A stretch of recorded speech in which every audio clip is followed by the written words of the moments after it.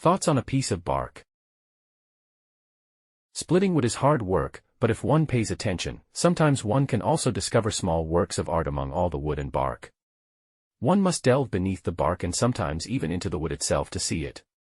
This piece of bark, which I found during a day of wood splitting, is full of what is known as insect gnawing. These are traces of all that happens around us, but which we may seldom think about. Every tree is teeming with insects of various kinds.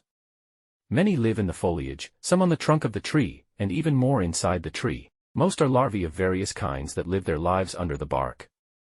Beetles and wasps lay eggs in the trees, and the larvae burrow tunnels in the wood before they are ready to pupate and leave their protected lives.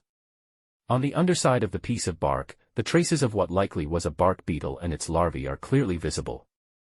In the middle runs the so-called maternal gallery that the mother bark beetle herself has gnawed. In this gallery, she has laid eggs along the sides in small niches. I count and find them to be 72. From each egg, a small larva has hatched and then gnawed away from the maternal gallery, and you can clearly see how the larvae's tunnels widen as they grow larger.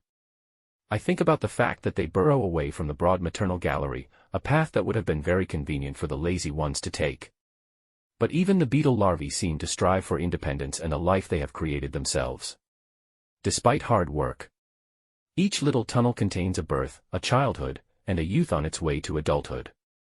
Rarely can one witness an entire upbringing in a stretch of only 3.5 centimeters. Within this short distance lies the hunger of youth, the zest for life, rebellion, defiance, and the striving for independence.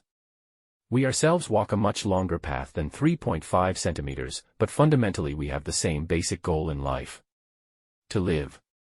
A new generation of bark beetles etch their existence into the piece of bark I hold in my hand. In doing so, they created a small work of art of pure life force. Mattias is an author, editor, and illustrator. We hope you liked this episode. Don't forget to like, comment, and subscribe.